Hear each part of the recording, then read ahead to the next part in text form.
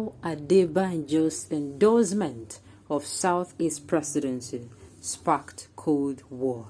Welcome to the news and thank you for tuning in to listen.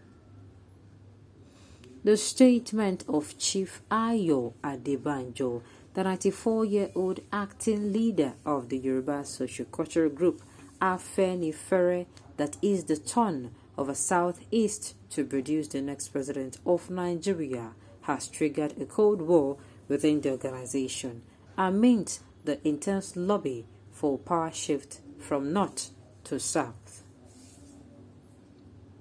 Chief Adebanjo has said, "We want peace and equity.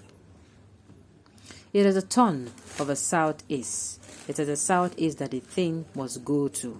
There is no doubt about that." At the moment, Southern leaders are yet to reach a consensus on which part of the region will produce the president in 2023, South-South, Southeast, or Southwest. Those agitating for Igbo presidency have also argued that a Southeast geopolitical zone has not occupied that position since Nigeria returned to democracy. Those agitating for Igbo presidency have also argued that a Southeast geopolitical zone has not occupied that position since Nigeria returned to democracy. The Southwest had produced Chief Olusegun Obasanjo for 8 years. The South-South had Dr. Goodluck Jonathan for 5 years. And the North is about to complete an uninterrupted 8-year tenure. It was on this basis that Adebanjo argued that a Southeast should be considered for the position. As an elder statesman and leader of an influential regional group, his position has stirred national conversation and raised apprehension about the stance of the man vis-a-vis the group he leads.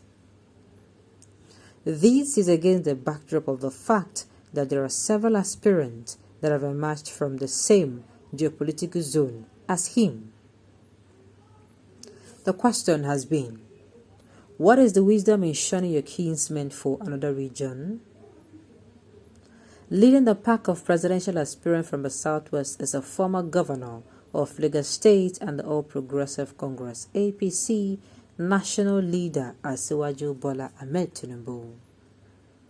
Others are Vice President Yemi Osibanjo, Governor Kayode Fayemi of Ekiti State, a former governor of Ogun State, Senator Ibukunle Amosun, Senator Ajayi Borofis, the Deputy Senate leader who hails from Ondo State, and Pastor Tunde Bakare, the presiding overseer of the Citadel Global Community Church, CGCC, formerly later Reign Assembly. In the opposition People's Democratic Party, PDP, a former governor of Ekiti State, Mr. Ayodele Fayose, has also indicated interest in the race. Daily Trust on Sunday have reported the decision of the Afenifere leader to ditch Southwest aspirants for the Southeast geopolitical zone. This has forced speculation in the Southwest that a decision might be part of the ongoing Cold War between Adebanjo and Tinubu, seeing the former Lagos governor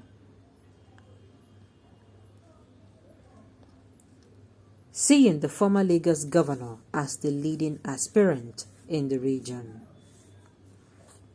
The Cold War between him and Asiwaju is not new. This is what has degenerated over time into an open confrontation directly and indirectly since Tinubu's aspiration came to the fore in 2020. It will be recalled that Bakare in December 2020 had delivered a homily in his church where he sits at some Yoruba leaders. He described it as rancorous element who are in the habit of querying Tinubu's ancestry.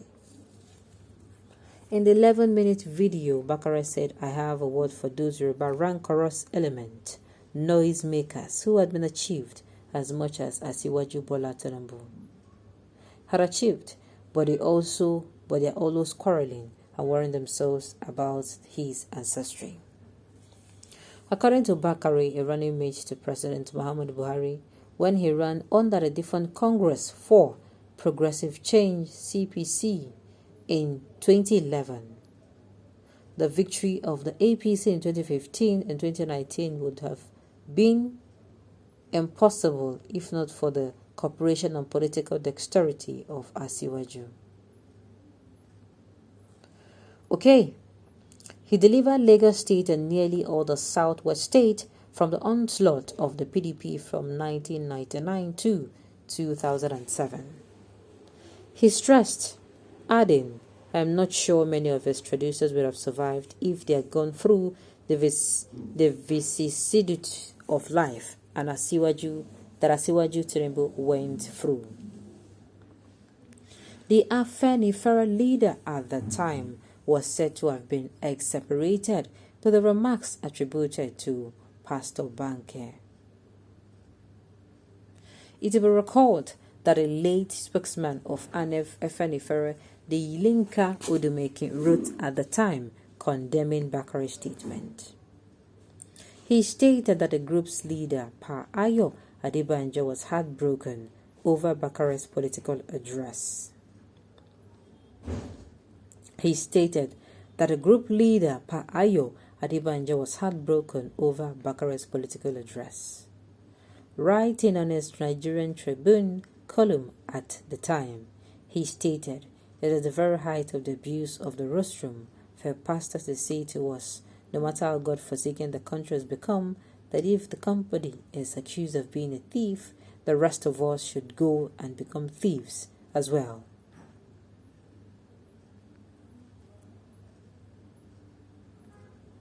Okay, the next confrontation between Adebanjo and Tinubu occurred in recent times when a former governor of Osun State, Chief B.C. Akande, released his book, My Participation, which among other things aimed to sell Tinubu's candidature.